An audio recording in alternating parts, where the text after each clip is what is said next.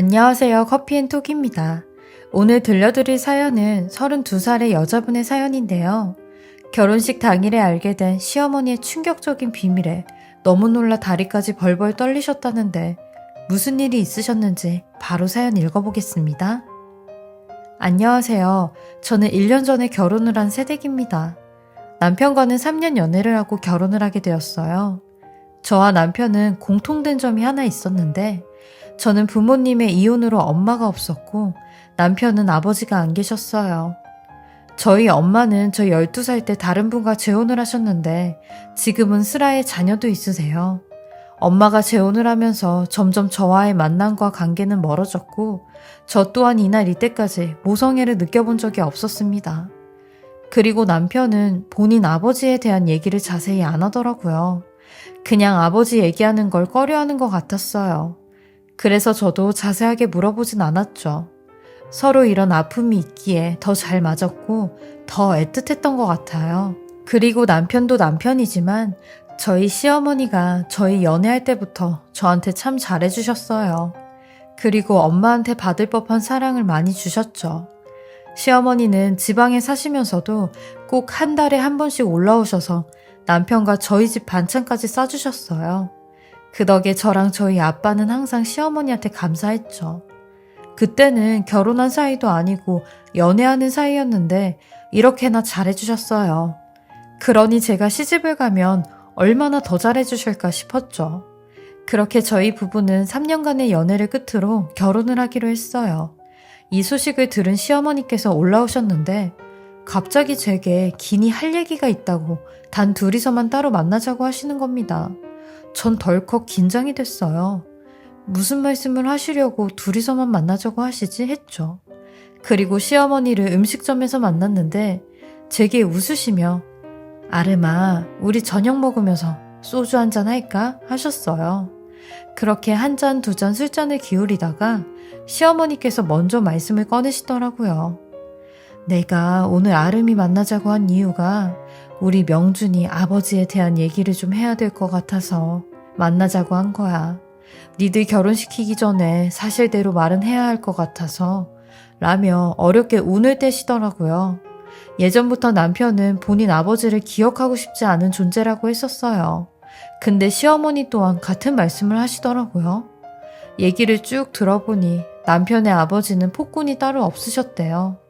하루라도 집이 조용할 날이 없었고 시어머니나 남편이나 몸이 멀쩡한 데가 없으셨대요. 그래서 이 사람을 떠나야겠다고 생각을 했고 저희 남편과 같이 도망을 가셨대요. 그래서 혼자 남편을 기르신 거라고 하더라고요.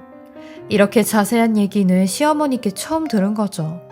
시어머니는 정말 집에서 양말 쪼가리 하나 못 가지고 나오셨다는데 최대한 멀리 도망을 가야겠다고 생각하셨대요. 그래서 도망간 곳이 땅끝마을 해남이었다고 하더라고요. 단양에 남편의 외할머니가 사셨는데 외갓집은 언감생심 가지도 못하셨대요. 왜냐면 무조건 남편의 아버지가 찾아올 게 뻔했으니까요. 근데 역시나 남편의 아버지는 외갓집을 찾아가 난동을 부리셨대요. 그래서 남편의 외할머니도 시어머니한테 머리털 하나까지 들키지 말고 꼭꼭 숨어 지내 라고 하셨다네요. 그 두려움이 얼마나 크셨을까 저는 감히 상상도 안 됐죠. 그래서 남편이 초중고를 해남에서 다녔던 거더라고요. 그리고 나서 저희 남편이 머리가 크고 성인이 되니 본인이 아버지와 어머니를 이혼시킨다고 이곳저곳 알아봤는데 이혼도 큰 의미가 없었대요. 왜냐면 남편의 아버지가 이미 다른 여자분과 살고 계셨다고 했죠. 그렇게 30년이 넘는 세월 동안 시어머니와 남편은 이 세상에 단 둘이라고 생각하고 서로 의지하며 기대가며 살았대요. 시어머니께서 이런 속 얘기를 아주 침착하게 해주시는데 저도 같이 숙연해지더라고요.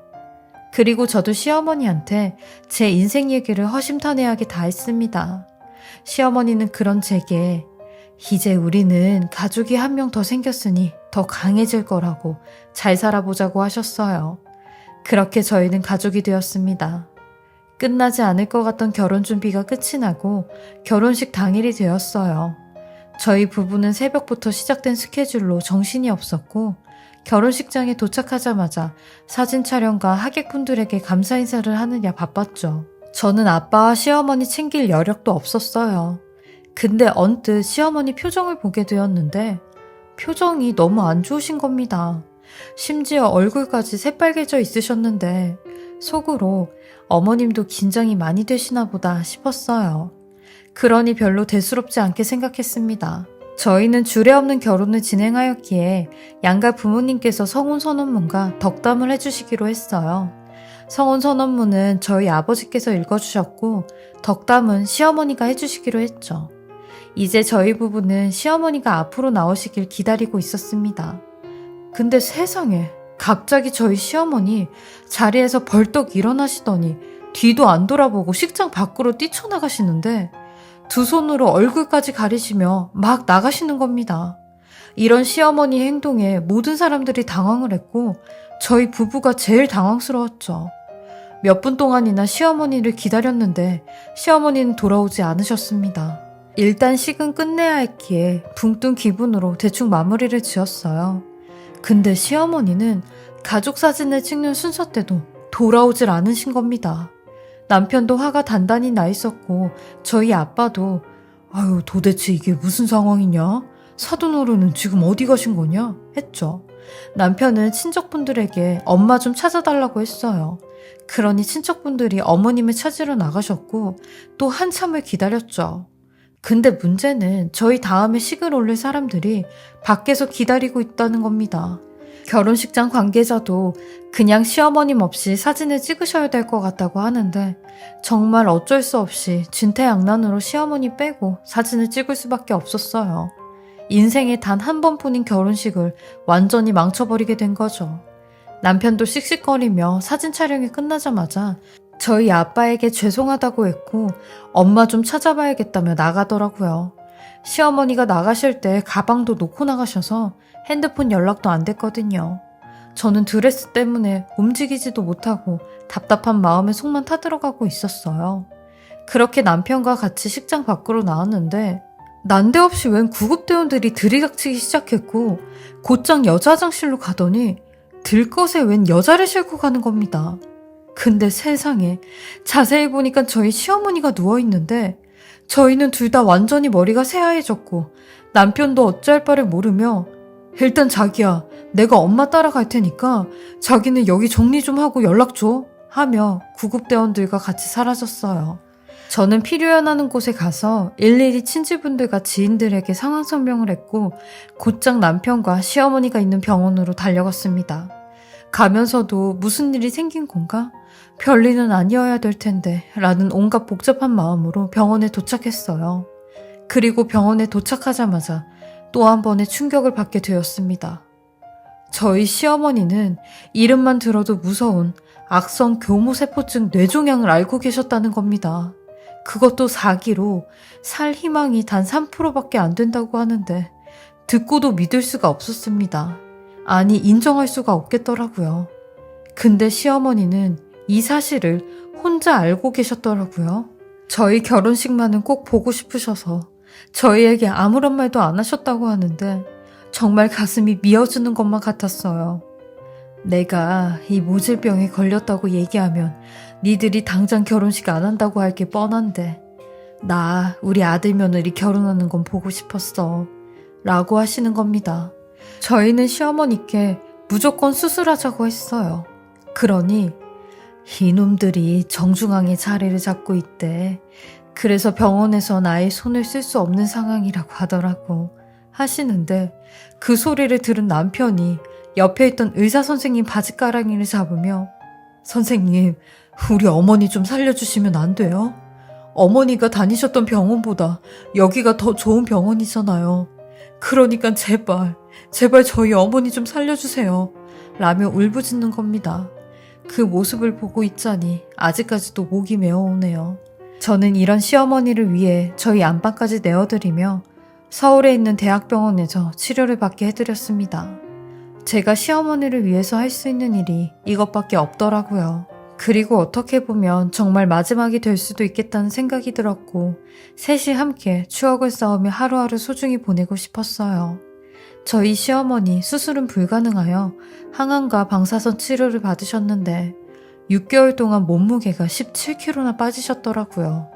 63kg에서 46kg까지 빠지셨는데 앙상하게 뼈만 남으신 모습에 시어머니를 볼 때마다 눈물이 나서 죽겠더라고요. 그러던 어느 날 제가 출근 준비를 하고 있는데 쿵 소리와 함께 어머님께서 갑자기 쓰러지셨어요. 저는 곧바로 119를 불렀고 응급실로 갔습니다. 병원에서는 입원을 해야 한다고 하셔서 6인실로 입원을 하시게 되었고 시어머니 옆에서 병간호를 하고 있는데 한숨 주무시고 난 시어머니께서 갑자기 이상한 말씀을 하시는 겁니다. 점잖으신 분이 막 소리까지 질러가며 저기서 누가 날 쳐다본다고, 집에 간다고, 링겔도 주사바늘도 막 혼자서 빼시는 겁니다. 심지어 산소호흡기까지 빼시려고 하시는데 제가 어머니 왜 이러시냐고 병원에 계셔야 된다고 했어요. 그러니 네가 안 데리고 가면 난 혼자서라도 걸어서 갈 거라고 막 맨발로 병실을 나가시는 겁니다. 저는 일단 시어머니를 붙잡고 남편에게 전화를 걸었어요. 어떻게 해야 되냐고. 그러니 남편은 무조건 병원에 계시게 해야 된다고, 집에 오시면 더 큰일 난다고 했죠. 저는 몇 시간 동안 시어머니와 실랑이를 했고 같은 병실 환자분들도 저 사람 좀 말리라고 시끄러워 죽겠다고 하시는 겁니다. 결국 저는 간호사에게 1인실로 바꿔달라고 했어요. 다른 분들한테 너무 폐를 끼치는 것 같다고 했죠. 그러니 한 30분 있다 병실을 바꿔주셨고 진통제랑 안정제가 들어가니 시어머니는 하늘만 보시고 누워 계시더라고요. 눈은 뜨고 계시는데 초점이 없어 보이셨어요. 전 그런 시어머니 손을 꼭 잡으며 어머님 조금만 더 힘내세요 라고 했어요.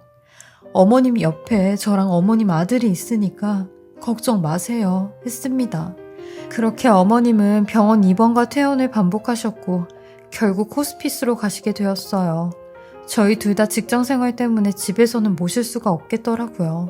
저희는 대신 퇴근하고 주말마다 어머님을 찾아갔는데 한 번은 어머님께서 명준아, 엄마 오늘 못 넘길 것 같아 라고 말씀을 하시는 겁니다. 그러니 남편도 사색이 된 얼굴로 엄마, 갑자기 그게 무슨 소리야. 아니 왜 엄마가 오늘은 못 넘겨. 엄마 약해지지 마. 지금까지 잘해왔잖아 라고 하니 시어머니는 옅은 미소를 보이시며 아니 그냥 그런 느낌이 드네 라고 하셨어요.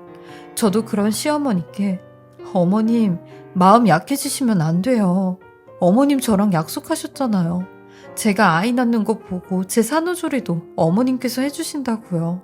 그러니까 어머님 약해지시면 안 돼요 라고 한 뒤 이틀이 지나 시어머니는 선망 증세를 보이기 시작하셨고 저랑 저희 남편을 못 알아보시더라고요. 그저 고통 속에 몸부림치시며 숨을 헉헉거리시는데 저희 시어머니 매번 저희가 많이 아프시냐고 여쭤봐도 하나도 안 아프다고 하셨는데 아프다라는 말을 연신하셨어요. 그리고 얼마 안 돼 혈압이 떨어지시고 맥박이 약해지시는데 호스피스 간호사분이 어머님 귀에 대고 그동안 하고 싶으셨던 이야기나 하실 말씀 있으시면 하나씩 얘기를 하라고 하더라고요. 그리고 남편이 먼저 어머님께 다가가 얘기를 하는데 엄마 아들 명준이 목소리 들리지? 우리 엄마 이렇게 아파하는데 나 걱정할까봐 신음소리 한 번을 내지 않았구나. 나는 엄마가 진짜 아프지 않은 줄만 알았어. 근데 이렇게 고통스러워하는 모습 보니까 가슴이 찢어지는 것 같아. 엄마랑 함께한 35년이란 세월 너무 짧다, 그치? 그러니까 다음 생애에서도 꼭 내 엄마 해줘야 돼? 그때는 건강하게 나랑 같이 늙자 엄마 라고 하니 시어머니께서 아주 옅은 목소리로 그래 라고 하셨어요. 그리고 저도 시어머니에게 많이 사랑한다고 엄마처럼 잘해주셔서 감사했다고 명준 씨랑 정말 잘 살 테니까 어머님께서 많이 도와달라고 했습니다. 그러니 어머님 눈가에 눈물이 그렁그렁 맺히시더라고요. 그렇게 저희 어머님은 제 말소리까지 다 들으시고 따뜻한 햇살을 받으시며 눈을 감으셨어요. 눈을 감으시고도 청력은 살아있다고 하여 어머님 귀에 대고 사랑한다고 그곳에선 더 이상 아프지 마시고 행복하시라고 외쳤네요. 상주인 저희 부부는 하루 종일 장례식장에서 우느랴 정신이 없었어요. 후회되는 일도 많고 더 잘해드리지 못했다는 생각에 많이 속상하더라고요. 짧다면 짧고 길다면 긴 4년 동안 어머님께 친엄마에게도 받지 못했던 사랑을 받을 수 있었어요. 그 사랑에 너무 감사드리고 여전히 그립습니다. 그리고 너무 신기했던 게 1년이 지난 어머님의 기일날 저는 임신 소식을 알게 되었어요. 이 생명의 씨앗도 어머님께서 주신 선물 같다는 생각이 들더라고요. 정 많고 따뜻하신 우리 어머님. 아마 하늘에서도 저희한테 뭘 계속 주시나 봐요. 요즘 저나 저희 남편은 엄마가 옆에 계신 분들이 세상에서 제일 부럽더라고요. 제 사연 들어주시는 분들도 어머니가 옆에 계시다면 사랑한다는 말씀 자주 해드렸으면 좋겠습니다. 제 긴 이야기 들어주시고 읽어주셔서 감사합니다. 다들 행복하시길 바랄게요. 지금까지 사례자분의 글을 읽어보았는데요. 사례자님 또한 따뜻한 마음씨를 갖고 계시네요. 시어머님도 그 마음 다 아셨을 거예요. 좋은 사람 옆엔 좋은 사람이 있다고 딱 사례자님을 보니 그런 생각이 듭니다. 임신 축하드리고요. 순산하셔서 예쁜 가정 이루시길 바라겠습니다. 지금까지 커피앤톡이었습니다. 오늘도 제 채널을 봐주셔서 감사합니다. 저는 다음 영상으로 또 찾아뵙겠습니다.